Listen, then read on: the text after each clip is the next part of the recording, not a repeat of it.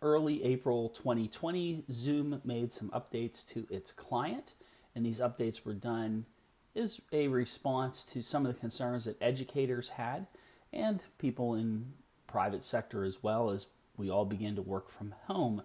So one of the big changes, and it may not be as obvious at first, is the removal of the meeting code from these windows.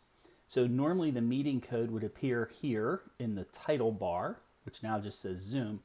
And at the bottom of the session, there was typically a bar below the main toolbar that had the meeting ID.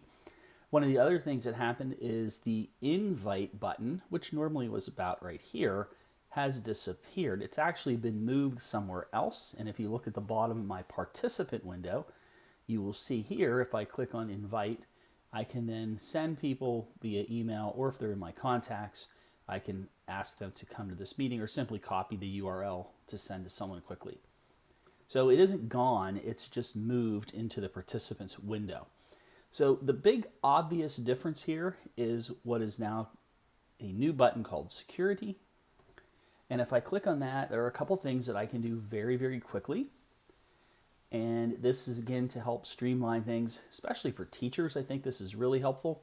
So you can very quickly lock the meeting. So that means no one else can join, and you'll get a warning here saying that. So anybody else, even if they have the code, if they try to get in, they cannot get in. So if I unlock my meeting now, and then I can enable the waiting room, this is a second way to handle a crowd. So once you start, if you want to control the room, so not completely close it, but you want people to go into a virtual waiting room, they just get a screen that says they're waiting for the host to let them in. You can do that as well. Both of those features are designed to eliminate the chance, I don't know if it completely eliminates it, but really lowers the chance that someone will Zoom bomb, as it's called, your meeting by getting a code and coming in. So if you're really worried that a student, for example, would send the code to someone who's not in your class, you can enable the waiting room, or you can just completely lock the meeting down so no one else can get in. They've also added here the ability to very quickly toggle the chat and the ability for participants to rename themselves, and also the screen sharing.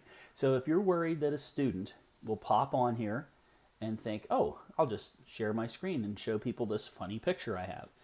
By having a check mark next to this, they could do that, but right now it's cleared. So that means no one can share the screen other than myself as the teacher or the host of the meeting in this case. So if you put that check mark there, now they would be allowed to share their screens. Okay, so it's up to you. You can just quickly, and these can be changed throughout the meeting. So you can do that on the fly. If you get a problem, somebody pops in who shouldn't be there, you can remove them and then lock the meeting after you do that. That's pretty easy to do.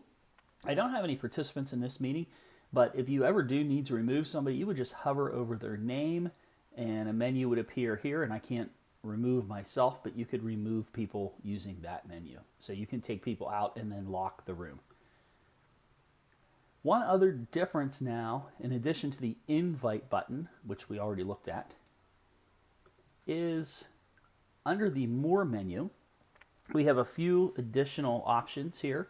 So lock meeting and enable waiting room are also here. So in addition to being under the security button, we also have them under the More button in participants.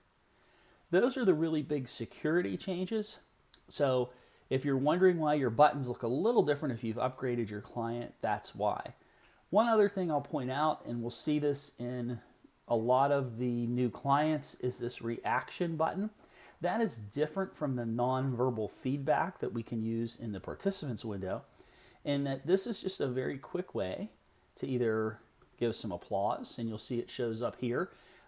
If a webcam is on, it will show in the corner of that webcam image. So if you're looking at that gallery view, you will see people either clapping or giving thumbs up. So this is another way to provide some feedback, and you may occasionally see people doing that. If you said something they really like, they may find that button. So that's something, again, in the newer versions of the client, we have this reaction tool. So that's a quick look at the big changes in the newest Zoom client released in early April of 2020. If you have any questions, please leave us comments and we'll do our best to answer any questions you have. Don't forget that Skype's Help Center, there's support tab on zoom.us. Although I just said Skype, I'm not going to edit the video for that. I meant Zoom.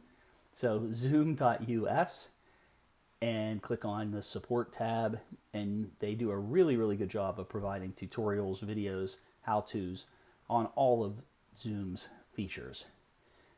That's it for now. Take care. Stay safe.